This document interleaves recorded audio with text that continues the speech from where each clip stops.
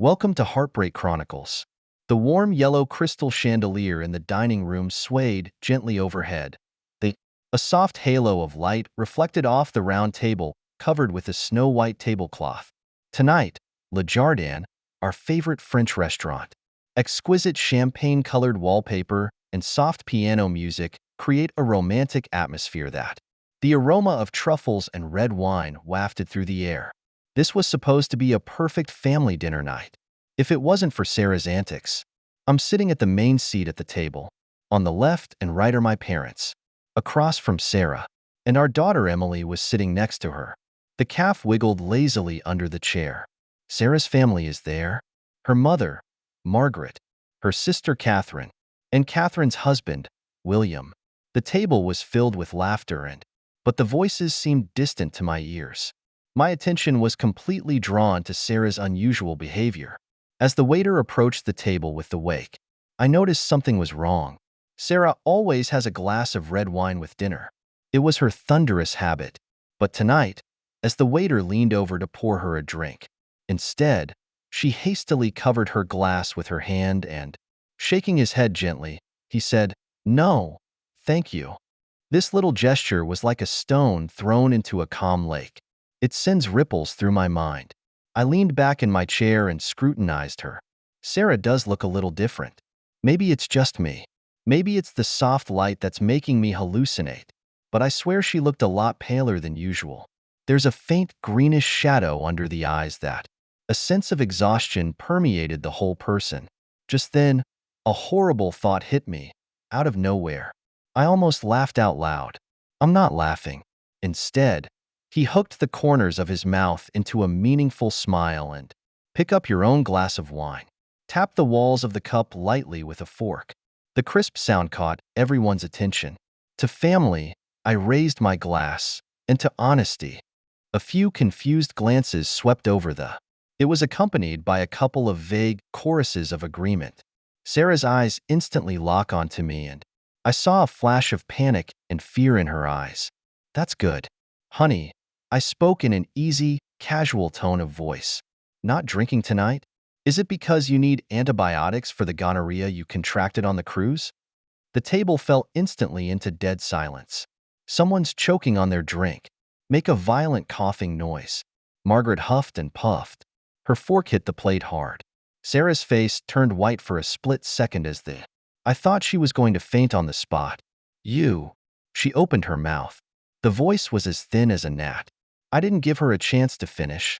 "Don't look so surprised," I went on, and the voice remains calm. "It all makes sense now. You came back from a sisterhood trip, and suddenly you didn't want me to touch you. Then there was this mysterious cold. But it's not the flu, is it, Sarah?" I turned to her mother. Margaret is looking at me with horrified eyes. "Did she tell you she was sick?" "No, because she doesn't want anyone to know what kind of disease it is." Sarah jerked up from her seat and the chair nearly toppled over. "You're crazy," she hissed. The voice is trembling. But it wasn't anger, it was fear. Just then, Emily's innocent voice rang out from beside her. "Daddy, are you talking about Uncle William?" The whole world seemed to stop spinning at that moment. My ears are starting to perk up and it was as if someone had set off a bomb in my head. With only Emily's voice continuing. She looked up at me with those big, innocent eyes and, completely unaware that he had just detonated a nuclear bomb. Uncle William, husband of Sarah's sister Catherine, is sitting 4 seats away from me at the moment. Sheer terror was written all over his face. I feel like my whole body's blood has curdled. The line of sight began to narrow. Sarah wasn't on a cruise ship having an affair with some stranger. Not with some nameless, faceless man. Rather, with him. Right under my nose. It's in my family. Worst of all, my daughter actually knew about it. Silence spreads across the table and not just any silence. Rather, it's that suffocating dead silence. No one's moving. No one dares to breathe. The soft piano music in the background sounds like a cruel joke at the moment. It's a mocking soundtrack to this unfolding marriage collapse. Sarah's face went from pale to a sickly gray. William, the man I trusted. This man who has entered my home. Didn't even try to hide it. His whole body froze in place and eyes darting around like a trapped animal. The looking for an exit to escape. His wife, Catherine, stared daggers at him. It was as if her brain refused to accept what she had just heard. I turned to Emily, my beautiful, innocent daughter. She's still wiggling her legs and completely unaware that he had just set off a nuclear bomb at this family dinner. Emily, I forced myself to stay calm. Smooth sound. What do you mean by that, baby? Sarah moves quickly. Almost instantly, he grabbed Emily's arm. Not very hard. Still, that gesture of eagerness made me cringe. Baby, don't say such stupid things now, okay? Her voice was sharp and thin and like he's holding back something. Eat your spaghetti. Emily furrowed her little brow in confusion and, obviously not understanding why her mom was being so contrary to her. But Mommy, she said innocently, you said not to tell Daddy about Uncle William, because it would upset him. The air in the restaurant seemed to freeze for a moment. Catherine huffed backward and, what does that mean? Her voice was sharp as a knife. What is she talking about? The last piece of the puzzle has finally fallen into place. The whole picture is sickeningly clear. Something is falling apart inside of me. I can hear it breaking. In times past, I've been asleep, and now finally waking up. See this terrible truth. William is trying to talk, but nothing made a sound. The knots in his throat rolled up and down and lips quivering, but couldn't make any sound. He's like a thief caught in the act. All he knew was to look around with frightened eyes. What a coward. I'm not thinking. The body has made the decision for me. As the fist slammed hard into William's face, I felt a strange sense of satisfaction. He fell heavily to the floor, along with his chair. There was a loud bang. The whole restaurant sucked in a breath of cold air. Forks clinking. The glass tipped over. Screams were heard. William is curled up on the floor. A nosebleed dripped down his chin. Rebecca was screaming. Sarah was yelling something too, but I can barely hear anything. I look down at my fist and can't even feel the pain. The blood is roaring in my ears. Heartbeat like a war drum. One by one, it pounded on my chest. Are you crazy? Sarah rushes over and tries to push me away, her nails sinking deep into my arm. What are you so mad about in front of our daughter? I turn my head slowly and look into her eyes. Those eyes that I used to love so much. It seems so strange now. Don't mention Emily to me, I said, my voice surprisingly calm. Not after you used her to help you hide your dirty secret. Her breathing suddenly became rapid and the face was paler than before. That's a first. I saw real fear in her eyes. That's good. Catherine stood her ground, hands clenched into fists. The expression on his face was somewhere between shock and despair. William, her voice trembled. What the hell is she talking about? William got up from the ground, wiping the nosebleed with the back of his hand.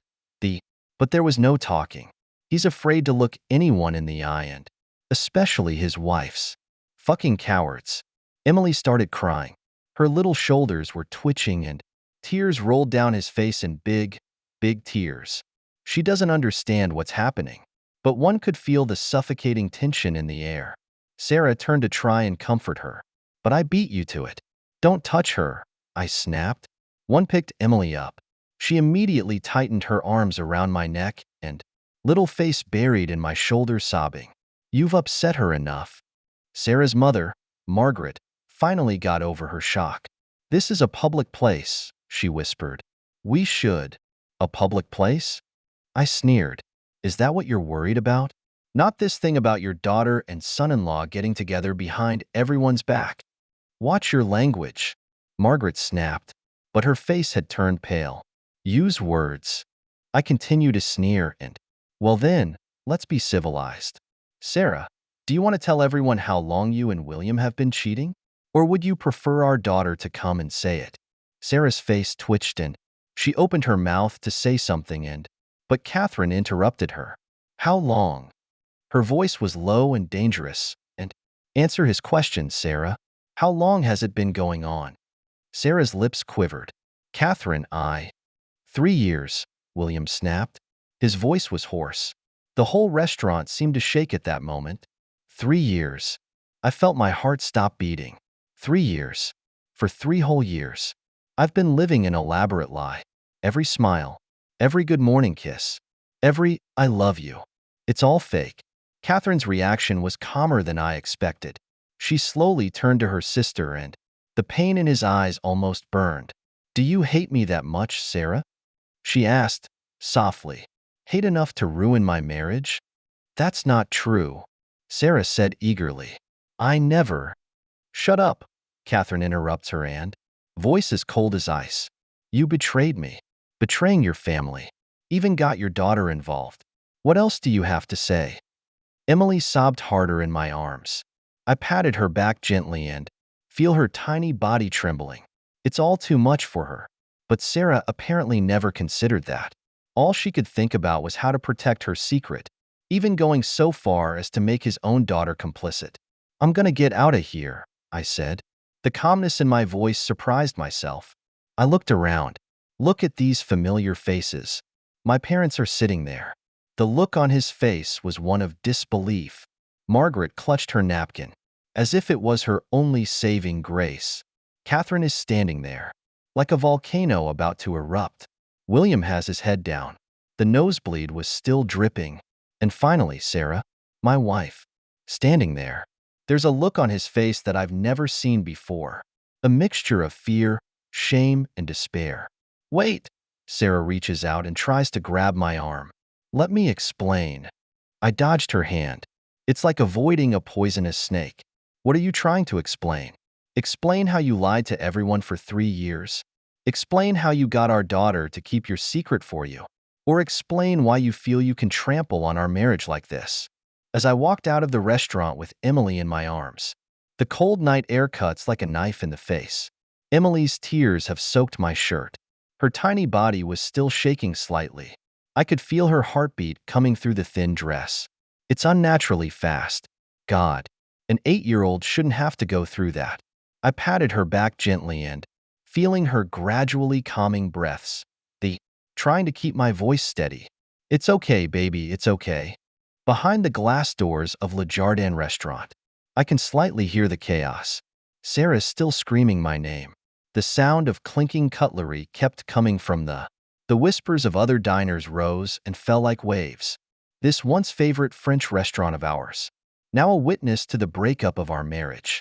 10 minutes ago, we were still sitting at the round table with the snow-white tablecloth. Now, all that's left there is the overturned glass of red wine, blood-stained napkins, and shattered trust. Life is like that, isn't it? When you least expect it. The truth is like a punch in the gut. Smash your carefully constructed dreams to smithereens. I'm walking to the parking lot with Emily in my arms. You can smell the aroma of barbecue wafting from one of the restaurants in the cool breeze. How ironic. It was supposed to be a perfect family dinner night. But now, I just want to get Emily out of this place as soon as possible. Leave this space of lies. Just as I was walking to the car, getting ready to buckle Emily's seatbelt, Sarah gave chase. Her heels made a sharp tap on the asphalt as she, like a series of ominous drumbeats, getting closer. Those expensive Jimmy Choos. It was a gift I gave her last Christmas. She was hugging me at the time, said it was the perfect surprise. Now that I think about it, she probably hugged William like that and said the same thing. You can't just leave. She rushed up to me and what was once delicate makeup has been spent. Eyeliner smudged at the corners of the eyes, making her look both wretched and ridiculous. You humiliated me in front of the whole family. Do you realize what you've done? You're ruining this dinner. Ruins everything. I carefully put Emily in the backseat of the car. Fasten her seatbelt. Emily has stopped crying, but her eyes were still red and little hands clutching her favorite teddy bear. That was bought 3 years ago when we went to the amusement park together. 3 years. That's when it started. My wife and William began their unseemly relationship. I wiped the remaining tears off Emily's face, trying to squeeze out a smile. Stay in the car, okay? Daddy wants a word with Mommy. Emily nods.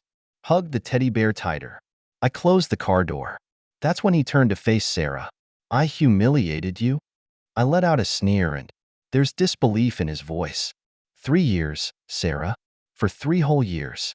You were cheating on me with William behind my back and let our daughter keep your secret. Now you have the nerve to say I humiliated you? Do you have any idea what Emily's been through? An 8-year-old kid. Having to keep such a dirty secret for your own mother? The parking lot lights were making Sarah's face look white as a sheet. Her chest rose and fell violently, and breathing became rapid. I recognized that look. It's like that every time she has a weak heart. There was a time when I thought it was a cute little habit of hers. Now it's just disgusting. You're boring, you know that? She burst into flames. There was a sharp accusation in the voice that, you're busy working all day. All you do when you get home is watch TV or play on your cell phone. When have you ever really cared about my feelings? William, he understands me. He'll listen to me. He'll care what I think. I raise my hand, interrupted her. Rage races through my veins, but I forced myself to stay calm. Emily's still in the car. I can't let her see any more of this mess. Stop it.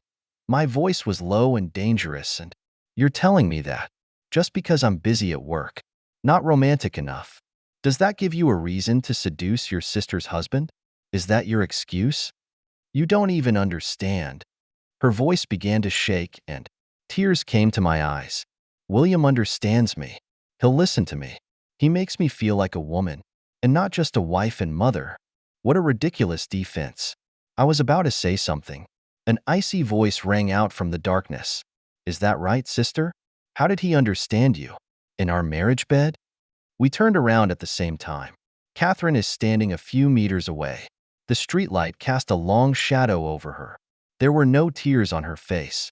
There was only a chilling calm.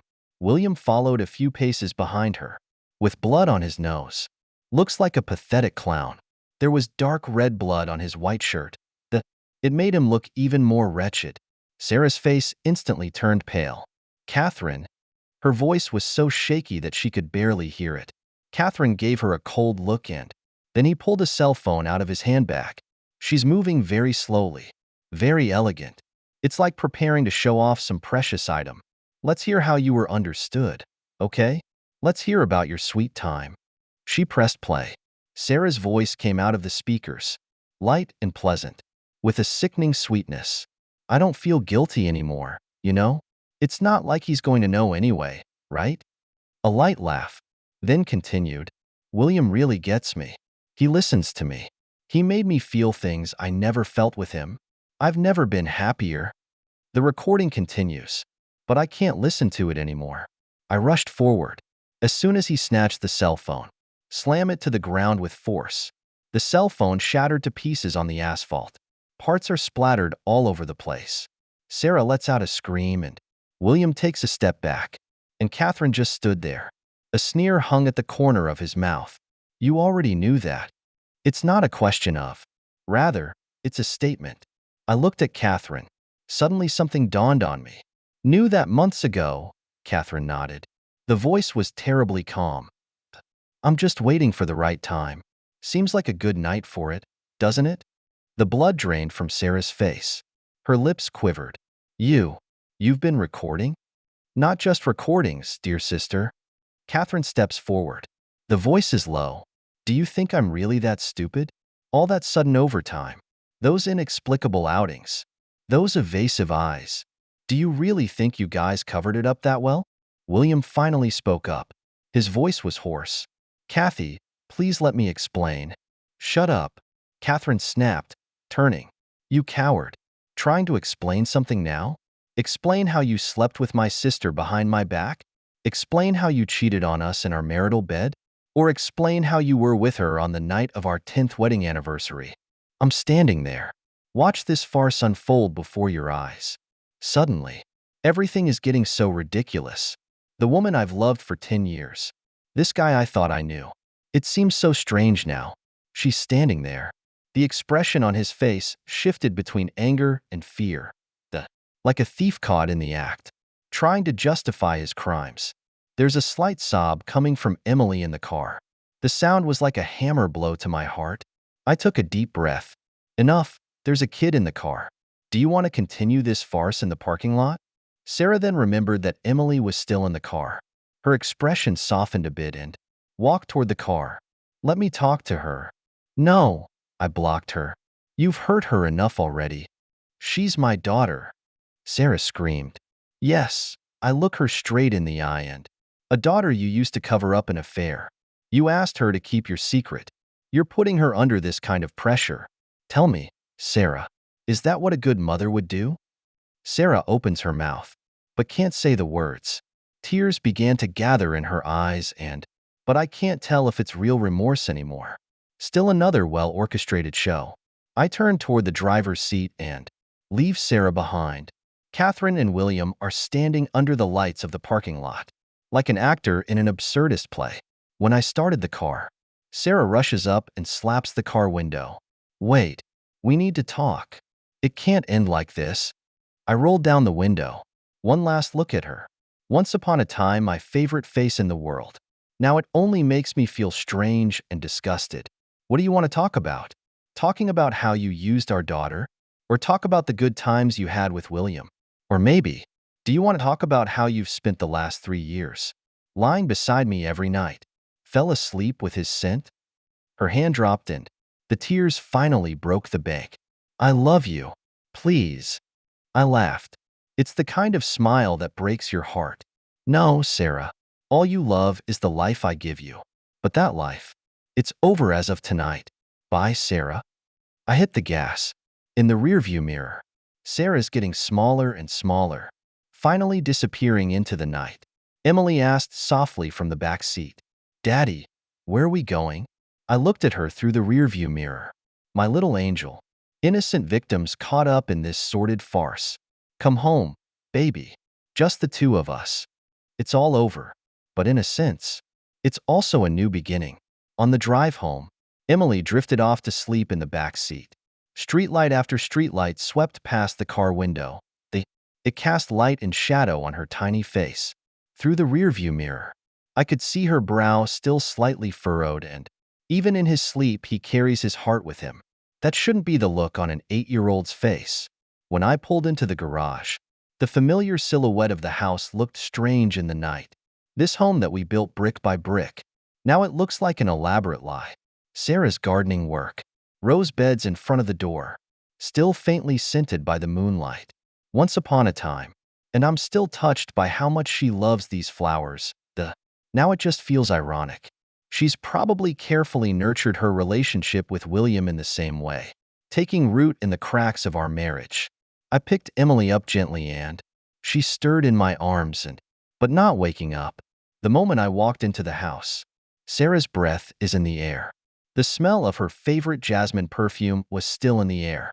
The living room is decorated with our family photos from last Christmas. Her favorite pillow was still thrown casually on the couch. All of these details that were once cozy are now sharp knives stabbing me in the heart. I carried Emily upstairs. Gingerly, he walked into her room. Pink wallpaper covered with her paintings. A couple of them are sketches of a family holding hands. While taking her shoes off, I noticed that she still had teardrops on her eyelashes. Kids that age should be dreaming of princesses and unicorns, instead of being caught up in the sordid treachery of adults. Just as I was tucking Emily in, the sound of a key turning came from downstairs.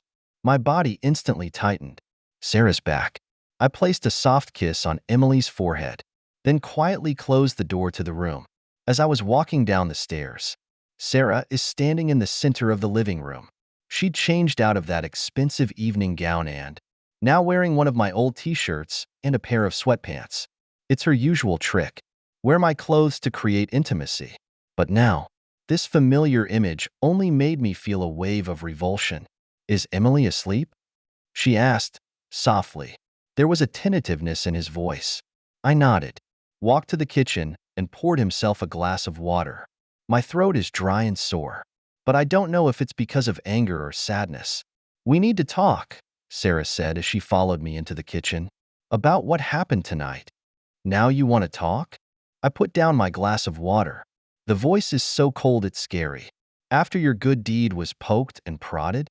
She took a step forward. I know I made a mistake. But, mistake? I interrupted her. A mistake is when you accidentally spill milk on the carpet, or forget to water the flowers. But you, Sarah, it's not a mistake. It's a series of choices that. It lasted a full 3 years of choices. Sarah's eyes were moist again. I wasn't trying to hurt anyone, but you hurt everyone. My voice starts to shake and you hurt me, hurting Catherine, hurting our daughter. Oh my God, Sarah. You even got Emily to keep it a secret for you. I panicked then, she said, her voice laced with sobs. Emily overheard me with William. Shut up. I slammed into the runner, hard, with a loud bang. I don't want to hear any of your details. Do you have any idea what Emily's been through? Do you know what it means to put a little girl under that kind of pressure? Sarah cringed. Tears slid down his cheeks. She looked so pathetic, so fragile, just like every time we used to fight. But not this time. I'm not going soft this time. You sleep on the couch tonight, I said coldly. Her head snapped up. What? You heard me. This is my home. Her voice raised. I sneered. Yeah? Then why are you out there looking for pleasure? The words hit her like a slap in the face. She opened her mouth to say something but at last only a sob escaped. I walked towards the living room, grab a blanket and throw it on the couch. You can't do this to me, she said, following my lead. We've been married for 10 years. Precisely because we've been married for 10 years, I turned to face her and that's why your betrayal is even more disgusting. 10 years, Sarah. 10 years in the making. I thought we were starting a family. And what are you doing? Cheating on me with William behind my back? In our bed? It's not like that. She screamed. I love you. I really love you. I shook my head. No, you don't love me. You love the life I've given you. Love the family. This house. This feeling of peace. But you don't love me for who I am. If you love me, it wouldn't be. Halfway through the sentence, I stopped abruptly. There was a slight rattle in the direction of the bedroom. Emily was woken up. Damn. Keep it down. I lower my voice and, do you want to hurt Emily again? Sarah bit her lip. Tears kept slipping down. She's wearing my t-shirt. It looks so familiar, and yet so strange. The woman I've loved for 10 years. Now all that's left in my eyes are lies and betrayal. I turned toward the stairs. I'll go check on Emily. Let me go, she said, trying to keep up with. But I stopped it. No, you stay here. You've upset her enough. Sarah's shoulders slumped, but she didn't argue further. When I went upstairs, her suppressed sobs could be heard. There was a time when that sound would have made my heart ache. It would make me turn around immediately to comfort her. But now, every syllable in that voice made me gag. The door to Emily's room stood slightly ajar. I pushed the door and walked in. She's sitting on the bed, holding her teddy bear. Tears welled up in her big eyes. I'm sorry, baby, I said, sitting down on the edge of her bed. We woke you up. She shook her head. I wasn't asleep in the first place. Her voice was small and, Daddy, does Mommy not want us anymore? The question was like a knife in my heart. I took her into my arms. No, baby, your mom. She just did something to make Daddy sad. But it's not your fault, okay? None of this is your fault. Emily buried her face in my chest. But Mom said it was our secret. She said if I told you, you'll be sad. I tightened my arms around her and, trying to control the tremor in his voice. Listen, Emily, adults do wrong sometimes. We'll let others keep secrets they shouldn't. But you're brave. You told the truth. You did the right thing, you know? She nodded slowly but I could feel her tears soaking my shirt. I patted her back gently until her breathing settled. When I'm sure she's asleep, I carefully put her back on the bed and tuck her in. The room is full of Sarah's marks. The family portrait on the wall. A picture of mother and daughter on the nightstand. In the corner were crafts they had made together. These once warm memories of. Now it looks like an elaborate lie. I don't know how I'm going to help Emily through this, but I knew I had to protect her. She must be made to know that, whatever happens, Daddy will always be there for her. After making sure Emily's back to sleep, I gently closed the door to her room and, standing in the hallway, he took a deep breath. The walls of the second-floor hallway are covered with pictures of us. In the dim light of those smiley faces look extraordinarily ironic. In the wedding photos, Sarah is wearing a white wedding dress. There was a happy smile on his face. We thought it was forever. not realizing that forever is sometimes nothing more than a beautiful lie. I push open the door to the master bedroom. Sarah's breath hits you. Her perfume, her skincare smell, her favorite lavender scent. All those familiar scents are suffocating me at the moment. The bed was still cluttered with the pajamas she'd changed out of that morning. On the nightstand sat her half-read novel. These traces of life used to fill this room with warmth. Now it's like a sharp blade. A reminder that every day of the last 3 years has been an elaborate hoax. I walked into the bathroom. Look at yourself in the mirror. Bloodshot eyes. The ties ask you. The shirt still had Emily's tear stains on it. The man looked so tired and so strange. For 3 years. That's how I've been living a lie, senselessly. Kiss your wife goodbye every morning. Come home and hug her at night, without realizing that she had just gotten up from another man's arms. Suddenly, this room is becoming unbearable. Every item reminds me of Sarah's betrayal. Our wedding picture. Her makeup. We bought the sheets together. I can't spend the night here. Couldn't sleep in this bed filled with her scent. I walked quickly to the closet and, grabbing a few pieces of clothing and stuffing them into his bag. The sound of Sarah's footsteps coming from downstairs. Then came her soft sobs. That voice used to be my weakness. Always softens my heart. But now, it just makes me sick. Just as I was about to leave the bedroom, eyes fell on a small box on the nightstand. It was last year, on our anniversary. The Tiffany necklace I gave Sarah. She was holding me. Said it was the best gift ever. Now that I think about it, I wonder if William sent her anything better? My hands clenched into fists and the pain of my nails sinking deep into my palms sobered me up a little. After packing up, I walked down the stairs. Sarah's still wearing my t-shirt. Curl up on the couch. Seeing me with my bag, she stood up immediately. Where are you going? There was panic in her voice. I can't stay here tonight, I said. This house. Now it makes me sick. Don't do that, she said, coming toward me. We can talk. I can explain. I take a step back, dodge her outstretched hand. Explain what? Explain how you've been lying to everyone for the last 3 years. Explain how you watched me live a lie like a fool as if nothing happened. Or explain why you're dragging Emily into this farce. I know I've done wrong. And her tears began to fall again, but we can start over. For Emily's sake. Don't mention Emily, my voice snapped up, but it soon depresses again. And who are you to mention her? Do you realize what you've done to her? You let an 8-year-old girl keep such dirty secrets for you. Do you have any idea how much of a psychological shadow this will cast on her? Sarah's face turned pale. I just don't want to hurt anyone. I can't help but laugh at that. It's the kind of smile that breaks your heart. Don't want to hurt anyone? And what do you think now? Catherine has lost her husband. Emily lost her entire family. And I lost all trust in my marriage. Please, she cried, give me a chance. I can change. Change what? I looked at her coldly and, change the habit of cheating with William? Or change the habit of cheating on your husband? Or maybe, change the habit of utilizing your daughter? Her body began to shake. It's not like that. William, Enough. I interrupted her. I don't want to hear that coward's name. You know what's ironic? It wasn't you who betrayed me. Rather, you actually think I'll forgive you. You think wearing my t-shirt, showing a pitiful expression of, say a few words of I love you, and I'll go soft? Sarah sat paralyzed on the couch. Bury your face in your hands. I'm sorry. I'm sorry. I'm standing there, looking at this woman I once loved so much. Once upon a time. It kills me to see her cry. But now, all I felt was a deep sense of exhaustion and weariness. I'm going away for a while, I said. Emily is in your care.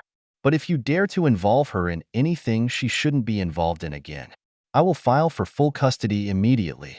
Sarah jerked her head up. You're divorcing me? Do you really think that after all that's happened, can we continue? But our 10 years.